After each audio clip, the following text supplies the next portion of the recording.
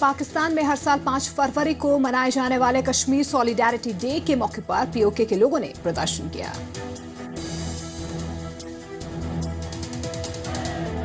पाकिस्तान की राजधानी में पीओके की आजादी के नारे लगे। बड़ी संख्या में पाकिस्तान अधिकृत कश्मीर के लोगों ने पाक सरकार के खिलाफ प्रदर्शन किया। प्रदर्शनकारियों ने पाकिस्तान सरकार और आईएसआई पर ज्यादती करने और मानवाधिकारों के उल्लंघन का आरोप लगाया। हम क्या चाहते हैं? तक हमारे हाथों में और पाँव में बेड़ियां डालते रहोगे, हम हक और सच लिखते रहेंगे। अभी तो खेल शुरू ही नहीं हुआ है। प्रदर्शनकारियों का आरोप है कि जो लोग पाकिस्तानी प्रशासन से सहमत नहीं हैं, उन्हें प्रताड़ित किया जाता है। पत्रकार, ब्लॉगर, सामाजिक कार्यकर्ता सभी को निशाना बनाया जा रहा है। अगर कोई भी आदमी पाकिस्तान की पॉलिसीज या सेना के खिलाफ बोलता है, ब्लॉगर हो या कोई दूसरा हो, सोशल मीडिया का हो या जर्नलिस्ट हो, उसको आर्मी नहीं छोड़ती, अबडक्ट कर लेती है, मार डालती है, जेल में भेज देती है। पीओके में आए दिन पाकिस्तान और पाकिस्तानी सेना के खिलाफ प्रदर्शन होते रहे हैं। पाकिस्तान की सरकार पर प्रदर्शन को बर्बरता से दबाने का आरोप लगता रहा है। गिलगित बाल्टिस्तान और बलूचिस्तान में भी पाकिस्तान सरकार के खिलाफ प्रदर्शन हो रहे हैं। वही पुलिस के मुताबिक लापता जवान के सीमा पर जाने की कोई संभावना नहीं है। ब्यूरो रिपोर्ट के साथ जसविंदर बब्बर, जी मीडिया। जम्मू कश्मीर के हीरानगर सेक्टर में बीएसएफ का एक जवान बॉर्डर आउटपोस्ट से लापता हो गया। जम्मू कश्मीर से एक बीएसएफ जवान के गायब होने की खबर आई है। लापता हुए जवान की पहचान 97 बटालियन के कांस्टेबल मलसाव कीमा के रूप में हुई है। वो कठुआ जिले के हीरानगर सेक्टर में सीमा चौकी पर तैनात थे। मलसाव कीमा की उम्र 25 साल है और वो 1 फरवरी की शाम से लापता है। कठुआ पुलिस ने लापता जवान की तलाश के लिए एक टीम गठित की है। कंसर्न जो बटालियन है उनकी जो सीओ से भी हम इन टच है कि किस हालात में वो वहाँ से चले गए हैं, और उनका जो घर है मिजोरम वाली साइड, वहाँ भी हम इन टच हैं। लापता मलसाव कीमा मिजोरम के रहने वाले हैं।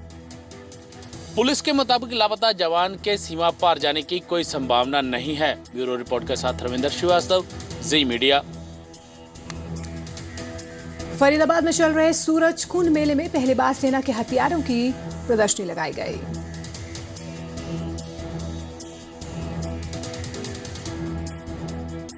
सूरजकुंड मेले में इस बार सरहद पर इस्तेमाल होने वाले भारी भरकम हथियारों की भी प्रदर्शनी लगी है। अरावली की हसीन वादियों में चल रहे सूरजकुंड के 31वें अंतर्राष्ट्रीय हस्तशिल्प मेले में पहली बार बॉर्डर पर इस्तेमाल होने वाले हथियारों का जखीरा पहुंचा तो हर कोई हैरान रह गया। इसे देखने के लिए दर्शकों की भीड़ उमड़ पड़ी। यहाँ AK-47, अलग अलग रेंज को टारगेट करने वाली मशीन गन्स और कई तरह के हथियार मौजूद हैं। बीएसएफ के जवान PS रंगवाल ने यहाँ मौजूद हथियारों के बारे में विस्तार से जानकारी दी। X95 है, इसका रेंज तकरीबन इसका भी 300 मीटर है जी। और ये बराटा है जी, ये इटली का है, ये 100 मीटर है। और ये AK-47 जी, इसका रेंज है 300 मीटर। इसका भी ये इंसास LMG है, इसका रेंज है 1000 मीटर जी। और ये MMG है, इसका रेंज है 1800 मीटर। मेले में इजराइल की मशीन गन के साथ ही इटली से लाई गई गन बराटा भी रखी गई है। फरीदाबाद से विनोद मित्तल, जी मीडिया।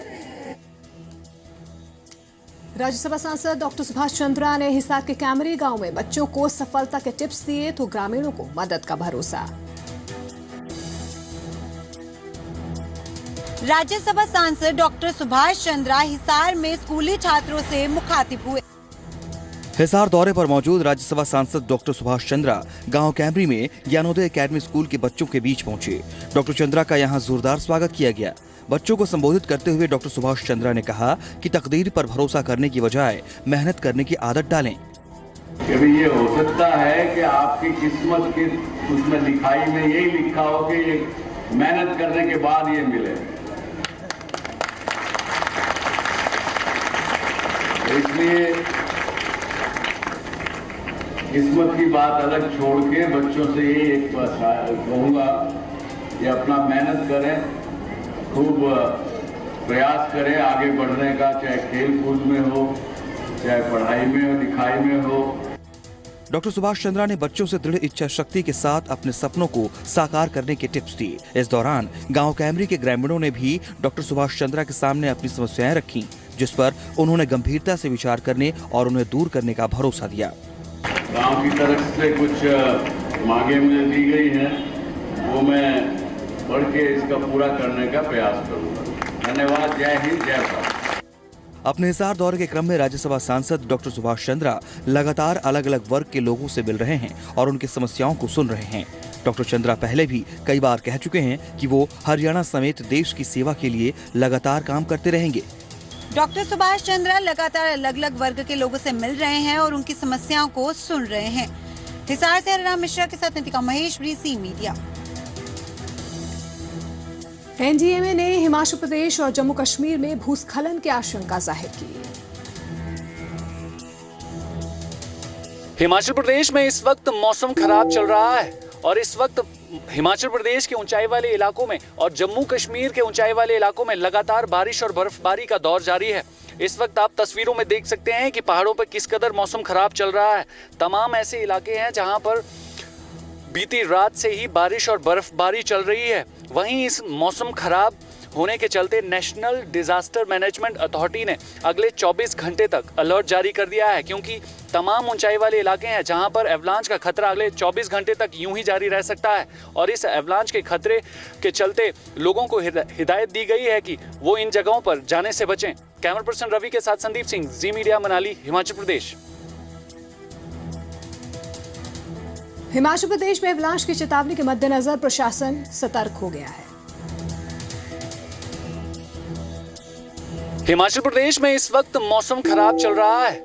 एनडीएमए यानी नेशनल डिजास्टर मैनेजमेंट अथॉरिटी ने हिमाचल प्रदेश के शिमला, किन्नौर, सिरमौर, कुल्लू, मंडी, कांगड़ा, चंबा, लाहौल स्पीति समेत कई इलाकों में एवलांच की आशंका जताई है। इसके बाद प्रशासन सतर्क हो गया है।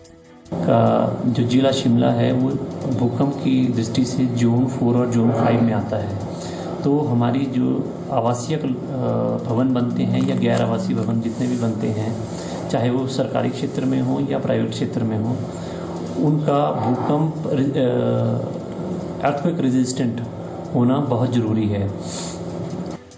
शिमला सिस्मिक जोन 4 और 5 में आता है, यानी यहाँ भूकंप के दौरान भारी नुकसान की आशंका सबसे ज्यादा है, जिस पर जानकार भी चिंता जता चुके हैं। हम चाहते हैं कि ऐसी टाउनशिप आए जिसके अंदर स्टेबिलिटी बहुत ज़रूरी है, हज़ार्ड को नुकसान ना हो उनकी वजह से, सिस्मिक जोन की वजह से। तो वो जो सजेशंस इनके होंगे इम्प्लीमेंटेबल सजेशन, इसलिए मैंने ये बात कही है इनको कि आप 10 ऐसे इम्प्लीमेंटेबल पॉइंट्स बनाएं जो हम कर सकते हैं। खतरे को देखते हुए अक्सर बातें तो बड़ी बड़ी होती हैं, लेकिन शहर में लगातार बन रही इमारतों और संकरी हो रही गलियों की तरफ शायद ही किसी का ध्यान जाता है, जो बड़ी तबाही ला सकते हैं। तमाम ऊंचाई वाले इलाके हैं जहां पर एवलांच का खतरा अगले 24 घंटे तक यूं ही जारी रह सकता है और इस एवलांच के खतरे के चलते लोगों को हिदायत दी गई है कि वो इन जगहों पर जाने से बचें। कैमरा पर्सन रवि के साथ संदीप सिंह, ज़ी मीडिया, मनाली, हिमाचल प्रदेश। हिमाचल प्रदेश की खूबसूरत पर्यटन नगरी डलहौजी में बारिश का दौर शुरू हो गया है, जिससे ठंड में काफी इजाफा हुआ है और तापमान काफी नीचे चला गया है।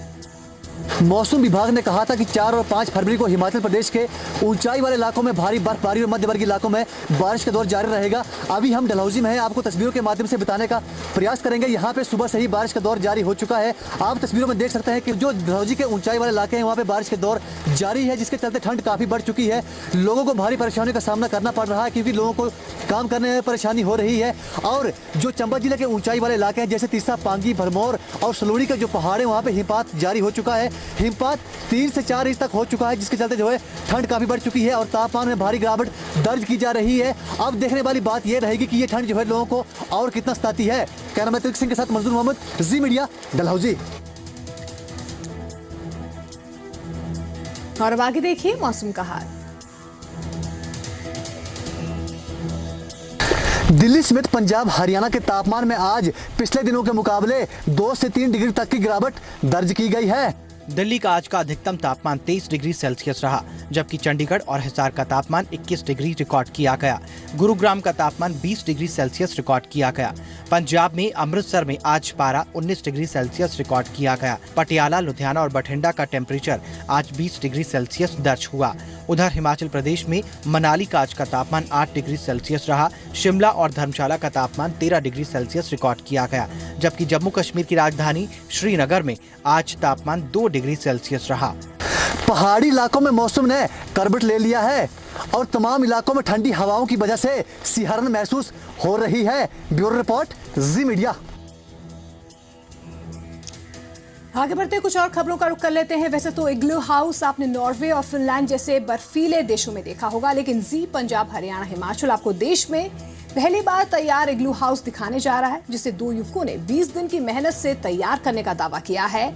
जी मीडिया संवाददाता संदीप सिंह ने 10,000 फीट की ऊंचाई में ये एक्सक्लूसिव रिपोर्ट आप तक पहुंचाने की कोशिश की है। 10,000 फीट की ऊंचाई पर जी पंजाब, हरियाणा, हिमाचल की टीम मनाली में देश का पहला इग्लू हाउस। नॉर्वे, फिनलैंड का नजारा मनाली में। जनून कहें या जिद, भारी बर्फबारी के बीच, शून्य से नीचे तापमान के बीच मनाली के 2 लड़के हैं। उन्होंने मनाली में पहला स्नो इग्लू हाउस बनाया है। आप तस्वीरों में देख सकते हैं इस वक्त ये इग्लू हाउस की जो एक्सक्लूसिव तस्वीर है वो आप देख रहे हैं।